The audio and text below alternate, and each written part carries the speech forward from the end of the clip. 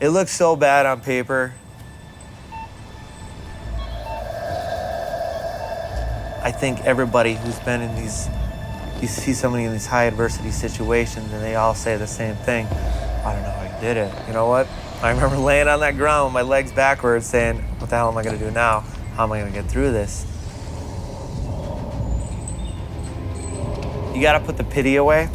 You go to Walter Reed Army Medical Center, you're seeing a triple amputee in a wheelchair, and the first thing you do is get pity. I remember my father saying, it was so hard seeing you there, seeing some of these guys, you know, in these situations, missing limbs or somebody who may be blind or something like that. And I said, you know what? Instead of just personally looking at that and automatically having pity, if you get to know them, you'll think completely different.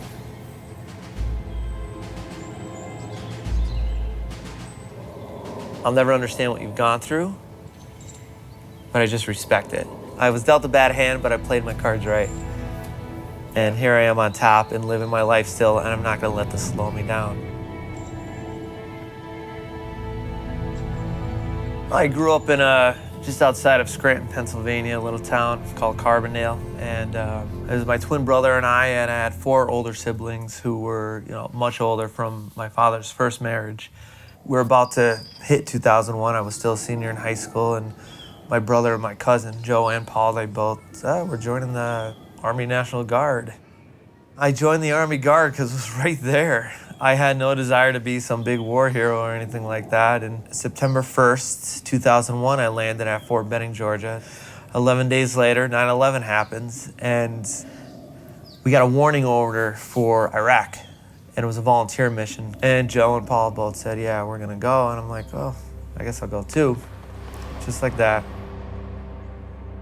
So on this deployment, June 3rd, 2008, my vehicle hit a roadside bomb.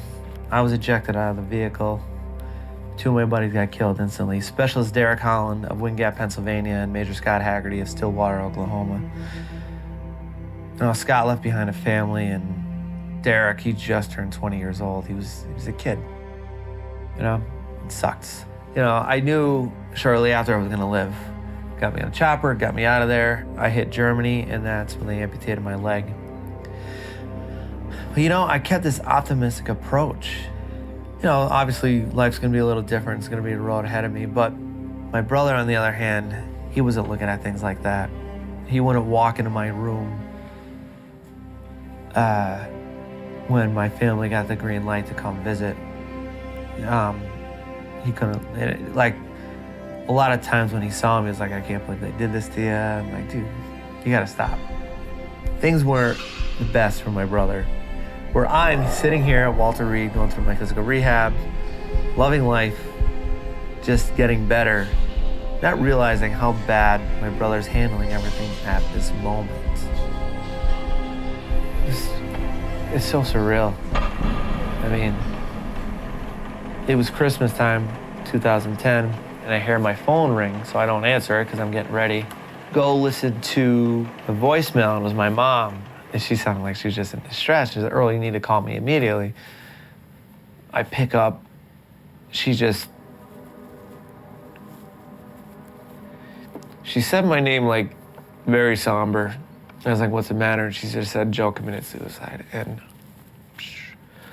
I hit the floor so fast that I just fucking screamed at the ceiling.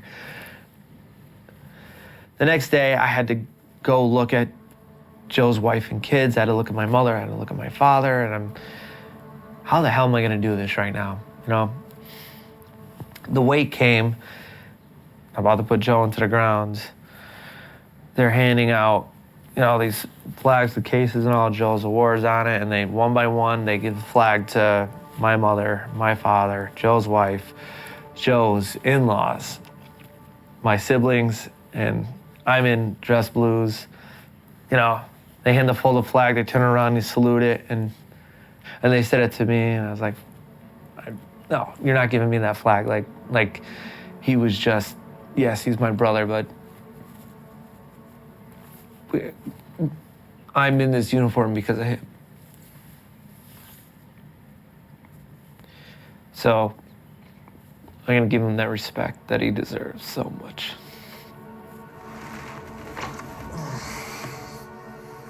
I still felt empty. Don't get me, I still felt empty, and I just went right to drinking again. You know, like, what happens after that? The route I went was not the most healthiest lifestyle decisions I was making. And there was thoughts of me wanting to take my own life. That happened as well. And it started happening, I think, when I realized how much of these bad decisions I was making after Joe died. I was so focused on my brother passing away of that emotional pain. I mean, you're looking at it that way. Or if you want to go into context of somebody who is battling mental demons, you're dealing with all that mental pain.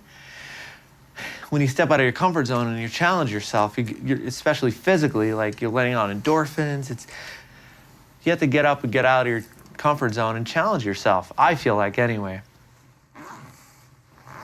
I always say spiritually, I started this new way of life in honor of my brother, because Joe was so proud of the things I was doing when I lost my leg, and I learned how to snowboard again. I learned how to play hockey.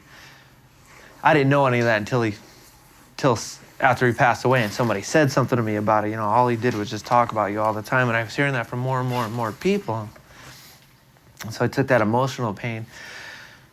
Instead of dealing with that, I started with the physical pain. And I don't mean physical pain like I want to cut myself. Like physical pain, I'm going to challenge myself to do this, to do that. And it wasn't easy getting to a level where I'm tolerating this, where I could actually look at things and be like, you know, because at first it was like, I can't do that because, oh, I'm missing a leg.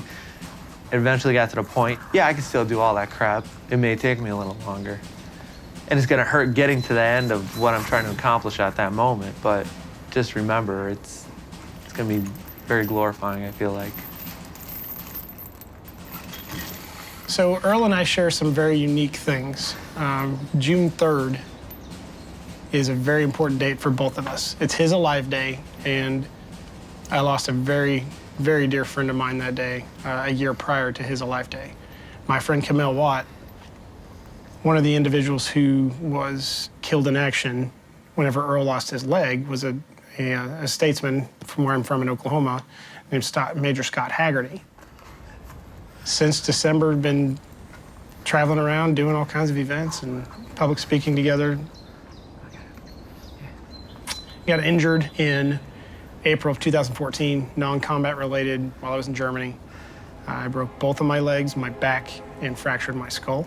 My right ankle was in about 200 pieces. My left ankle was a clean break, and my back, L4, L5 compression fractures, and then a traumatic brain injury. I went as a platoon sergeant leading 30, 40 dudes in combat and in garrison to leading nobody. I had lost my task and purpose completely. I was laying in bed, feeling sorry for myself. I was just done. I had made the decision that I was not going to continue life like this. A guy named Brian Ugaldi from Operation Enduring Warrior reached out to me. Through the meeting with that guy, I found within an organization that task and purpose that I once had.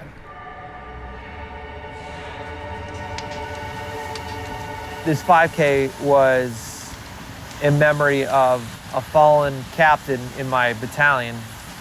I saw this cinder block on the ground, wrapped the chain around it, clipped it with the carabiner, finished the race. I took Cindy and I said to myself, I'm not gonna put this on the ground once. So I did the whole 5K, just carrying it, run, walk kind of deal. Somebody said to me again after the race, what's with the cinder block? And I thought, you know what? This is gonna grab people's attention, let's just run with it. So I gave it a name, Cindy. So the whole idea is she's a metaphor. Cindy represents the heavy mental hardship that we face in society, depression, anxiety, stress, something to hold us down that stops us from enjoying life. Like, look, this isn't to be a badass or anything like that. Like, this is a message knowing that you never have to carry this hardship by yourself. You look at the military community as well. A lot of these guys, they don't want to get help because they feel like it makes them look weak. It's what we're going to deal with as human beings. There's no getting around it. You're going to deal with it. Everybody handles things differently. Everybody has their own healthy outlet that may be different than another's. Whether it be exercise, whether it be learning a musical instrument, whether it be writing your thoughts down, whatever it may be, you might need a little help in carrying that heavy mental weight before you find that outlet. And that's what Sydney represents, the help you can get from a counselor, from a battle buddy, from a family member, from a friend. You never have to deal with this alone.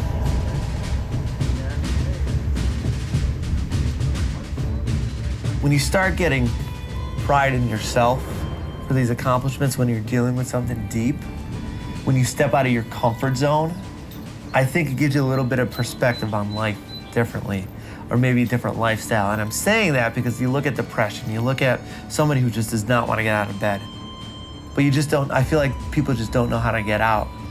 And the hardest thing to do is getting out. But once you find something healthy, one that's helping you enjoy life again, things are so different. For me, my new purpose is what I public speak about, trying to make a difference in people's lives just from my experience and my brother's experience. My passion, I feel like, is that, you know, I'm being a part of something, because it's nothing will ever be like the military again. However, when you got a bunch of like-minded people that are now civilians doing something that's a tiny little fraction similar to the military, it helps a lot.